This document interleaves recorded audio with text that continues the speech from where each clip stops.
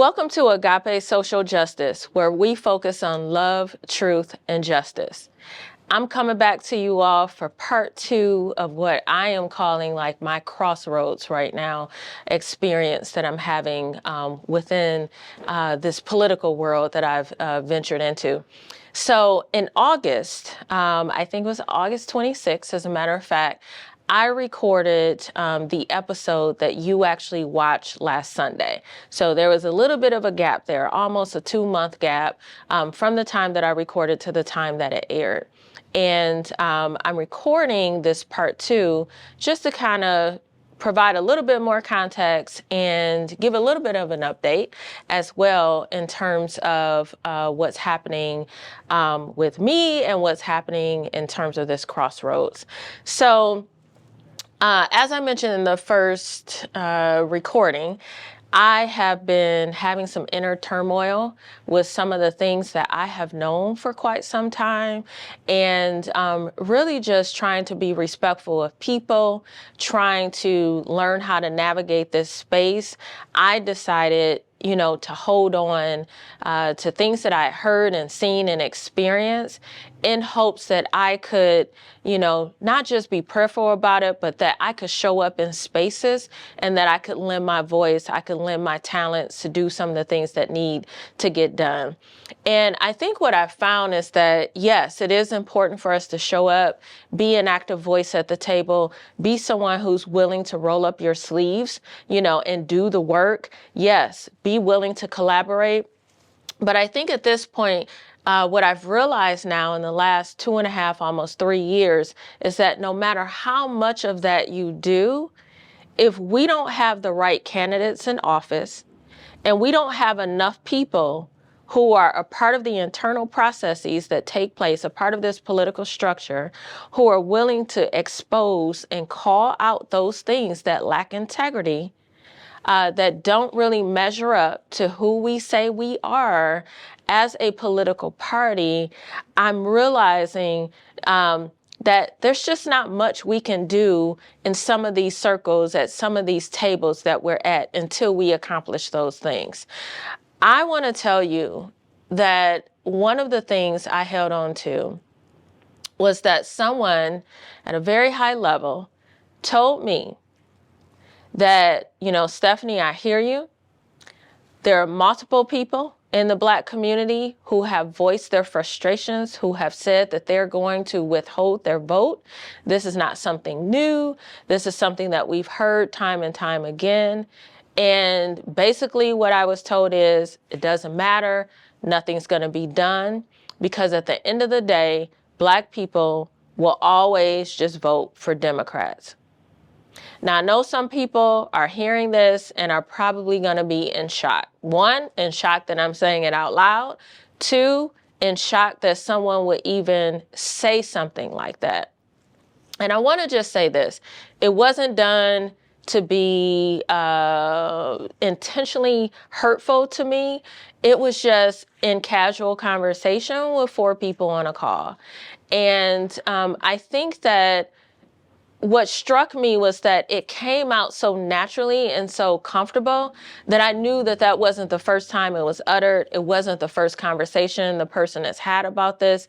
It's just kind of like, it is what it is. It's the way it has always been.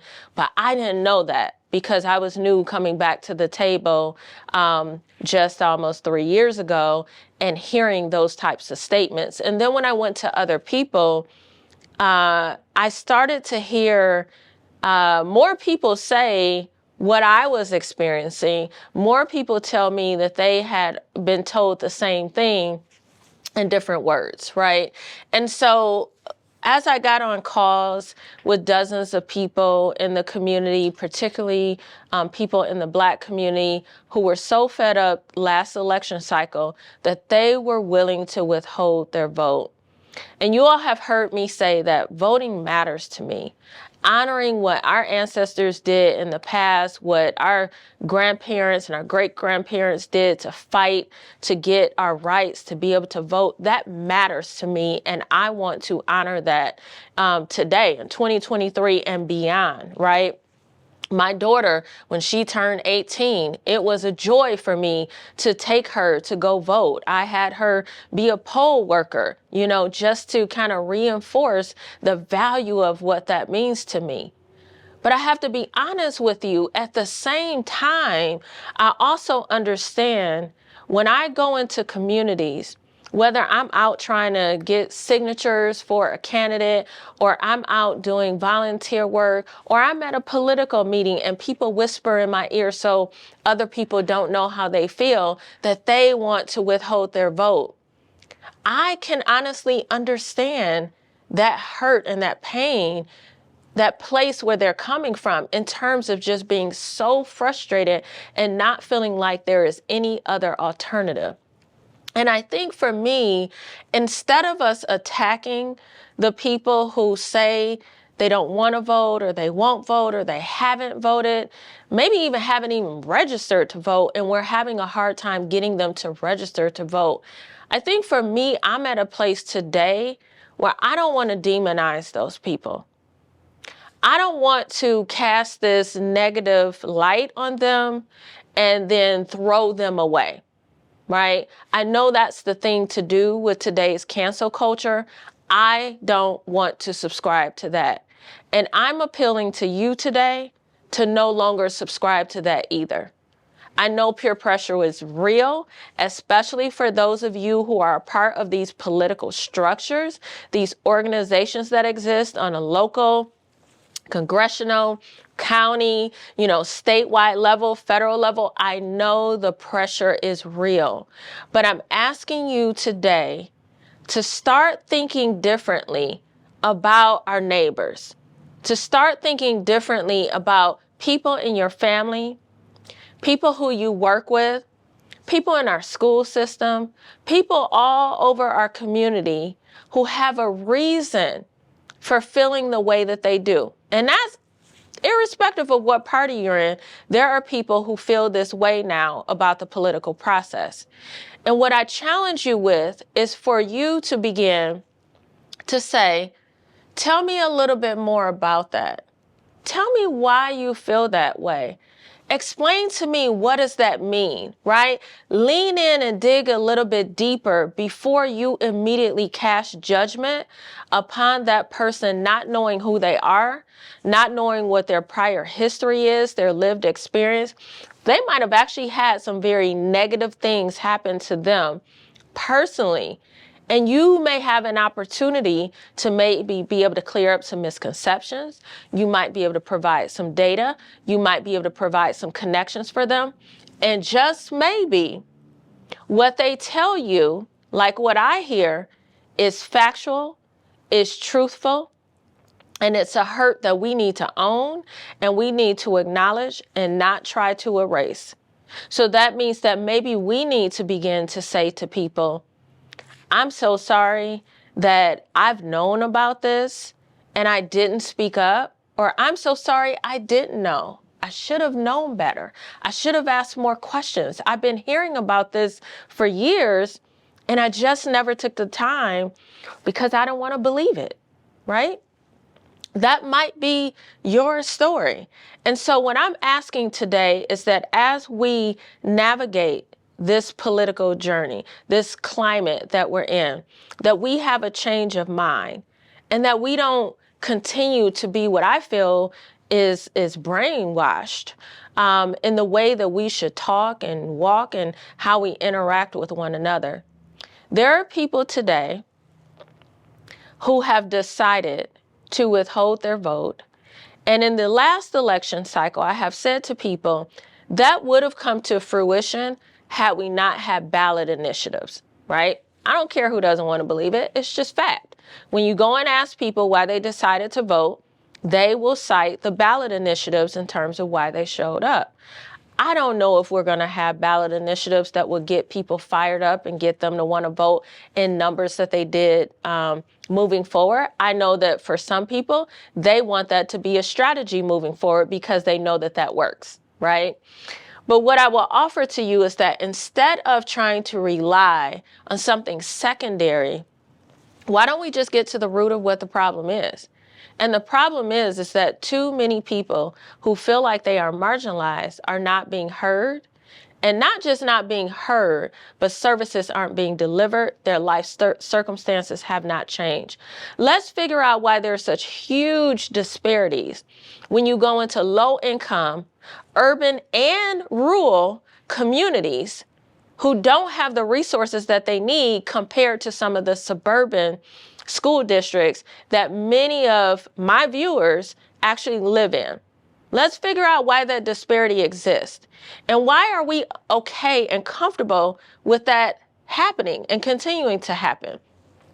In the state of Michigan, we are at the bottom of too many lists as it relates to education.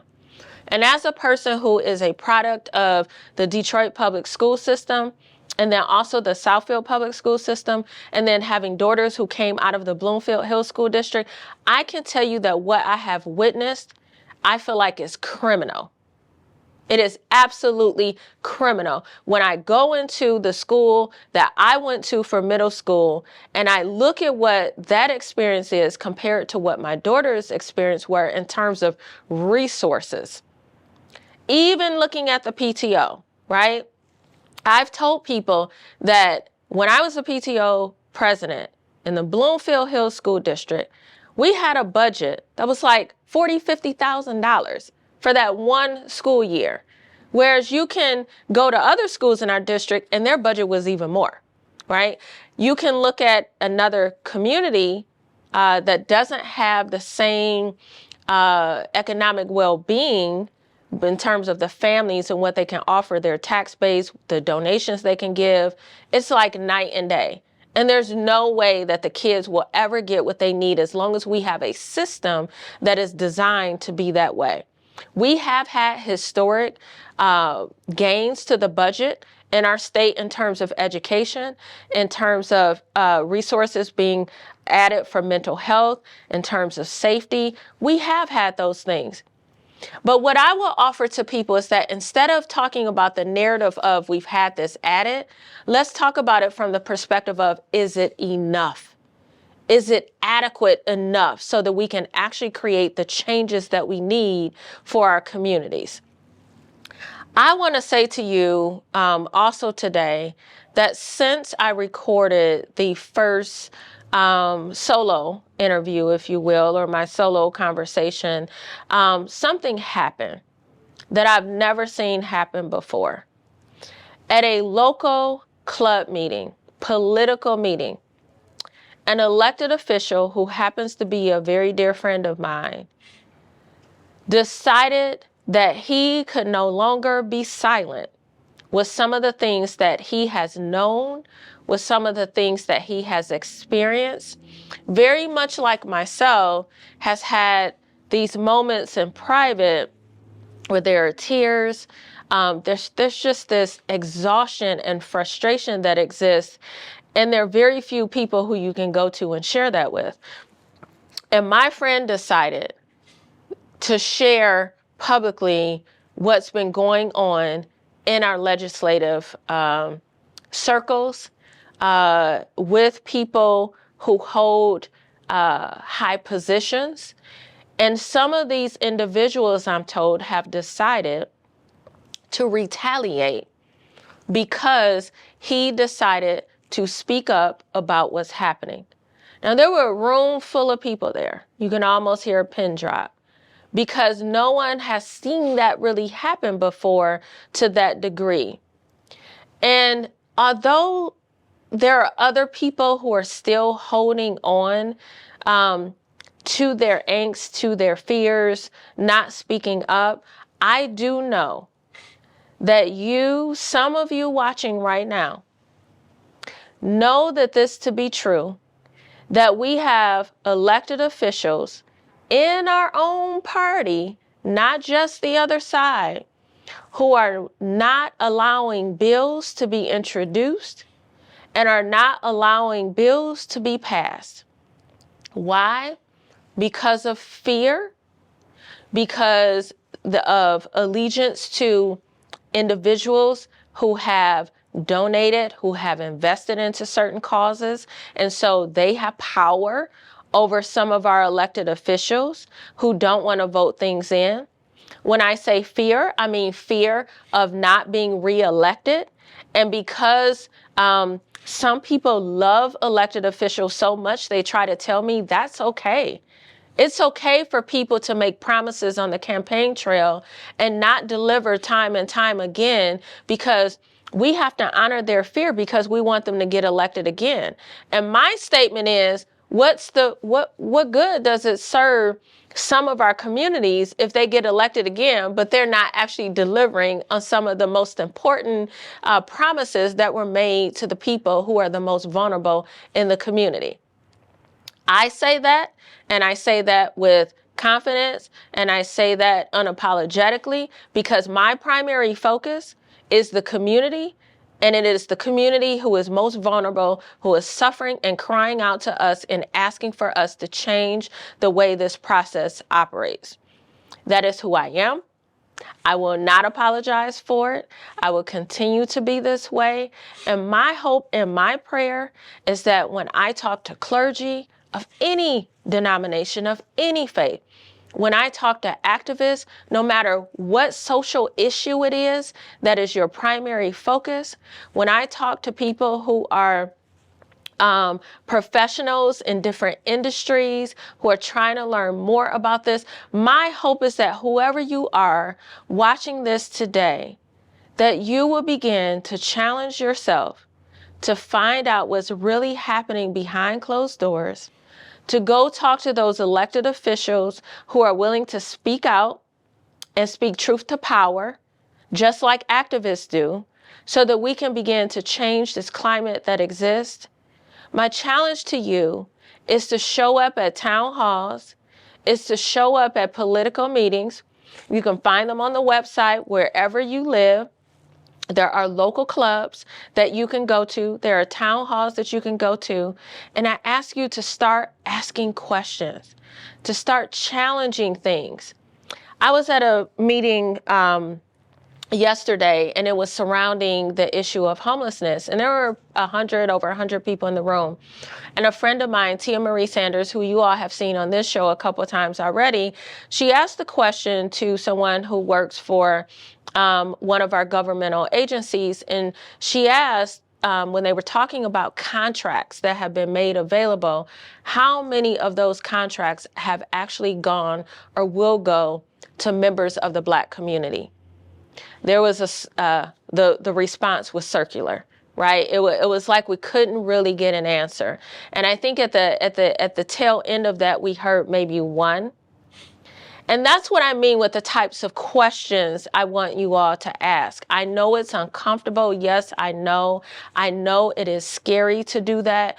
But until we begin to ask those types of questions, we will not begin to unfold the realities that many of us are experiencing and have been talking about for quite some time. It is only when you begin to talk to people who are not a part of your circles, who live a different life than you do, that you will begin to understand from point A to Z what they are experiencing when they try to contact an elected official, when they try to contact a governmental office, when they are out trying to gain employment, when they are out trying to seek quality education for their students, when they are trying to have safety in their community. There's a wide range of issues. I have allies who say to me, Stephanie, what can we do? I don't know about these things. I'm just going to say this in love. I'm not receiving that anymore. And let me tell you why. Because anybody who follows me on social media can choose on any given day to scroll my page and look at the plethora of issues that exist in our local community, in our state, and across this country. And they can find 1, 2, or 3 issues that they can pick up the mantle for and be a champion, to use their voice, to use their pen and write letters, or to go and protest, or to use their power and influence and their money to create change. So for me, those non-negotiables that I talked about that aired in the other episode, I'm now also creating this as a non-negotiable. I'm not gonna allow those excuses anymore. We're beyond that. It's 2023, and I just can't. I can't do that anymore. And so you all will hear me continue to talk about issues that are near and dear to my heart, issues that are not comfortable to talk about, issues that I know put a target on my back. Why? Because I believe this is who God has called me to be. I believe this is who God wants you to be. I believe that we have a responsibility to show up for the most vulnerable in our communities, and we can do better. We can do better. We can do better. And so I'm asking you to join me in this effort. If you have questions, feel free to reach out. You can DM me. You can reach out on social media. Our pages are under AGAPE Social Justice. If you want to have a community conversation, let's have one. I'm open for it. I love to get people who have different perspectives to come to the table and we talk about it, because maybe you don't agree. That's okay. But we can have a conversation around that. So I said all of that to say I am tired of being caught up in this internal conflict and holding it in and wanting to come forth and just be as genuine and authentic as I can with you. And because I have this platform to do so, I decided to share. So this was my part 2 of me being at crossroads with what's happening in the political circle, our political structure. And I want to, before I close, give you a little bit of a preview of the episode that you're going to see next week. So Kimber Bishop Yankee is the chair of the Oakland County Poverty and Homelessness Task Force. We did interview her on season 1, and she shared what her journey has been in terms of getting involved and trying to help people who have fallen into poverty, who have fallen into situations where they don't have housing, what that looks like, and trying to navigate and be an advocate for people in that space. I met Kimber because I became kind of like a surrogate case manager, if you will, and trying to help people in the community. And that's when I began to realize what was actually happening to people. There's a percentage of people who get serviced by the institutions and organizations that exist, and they're trying to do a good job. But the truth is that many of those organizations are not talking about the high percentage of people who are not getting service because either the definition for homelessness does not makes them ineligible, which is why we need a federal change in the definition for homelessness, or sometimes because those organizations no longer have funding, but they're showing up in meeting spaces saying, here's the services we offer, knowing that they don't have funding. And it doesn't come out until someone like me or another activist who's in the room asks those difficult questions I told you about. And then that's when the truth is unfolded, sitting right there in real time. And so we're going to bring Kimber back so that she can give an update in terms of what's been happening within her circles, what's happening with the task force. And then we're also going to talk about something that my family worked on. And I think I'm not going to give a whole lot of details on that because I want to be able to preview a documentary that we have done. I will put the trailer on our social media pages, but I want to let you all know that this issue is so important to us that we did our very first short documentary. And you are going to see the faces of people who Kimber and I have walked alongside in this journey to them either becoming homeless or them trying to transition into new housing, and for some of them lost the housing that they received and are back in that cycle again.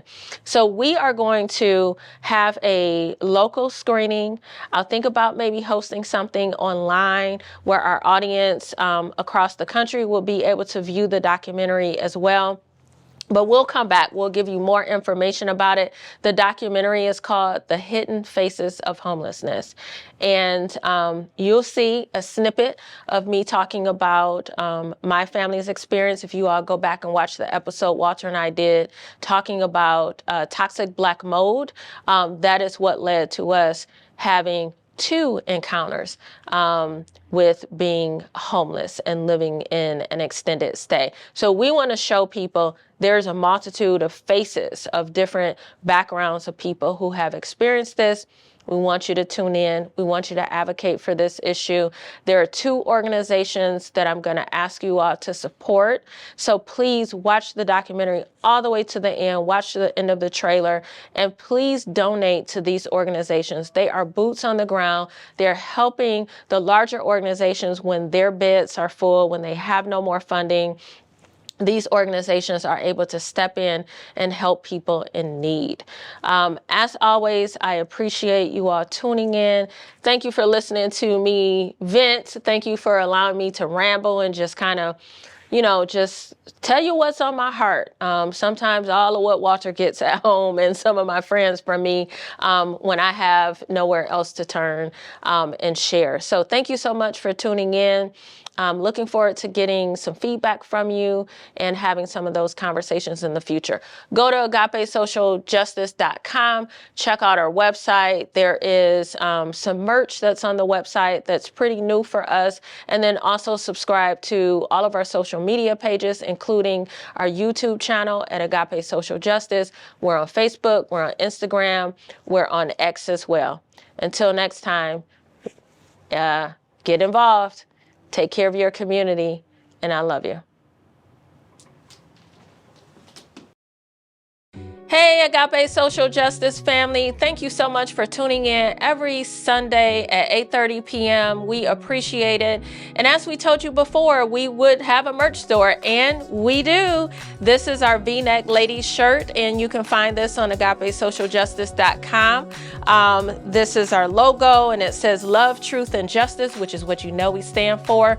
We also have a mug, and we have the logo on the mug. You can find this on the website as well as a phone case, a pen, a tote bag, and a number of other accessories, even a hoodie. You can find that on AgapeSocialJustice.com. Feel free to spread the word. Go to our social media on YouTube, Facebook, Instagram, and on X. We're Agape Social Justice. And so look for us there, and we thank you. We appreciate you. See you next time. Hi there, Agape Social Justice family. My name is Walt Kreider, Stephanie's husband. Of course, you know about the show and what we stand for, but I got a real stupid question for you.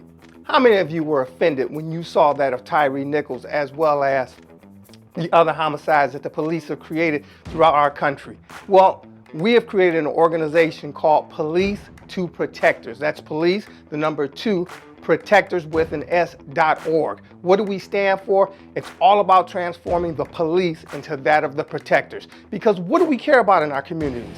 We don't care about being policed. We don't care about being ticketed. We care about being protected. And that's exactly what we're talking about in terms of reimagining what the police, what law enforcement, what our protectors can actually reflect and bring to our communities. So not only just join this effort, because yes, we need your support, but also we need your financial support. Check us out, police2protectors.org.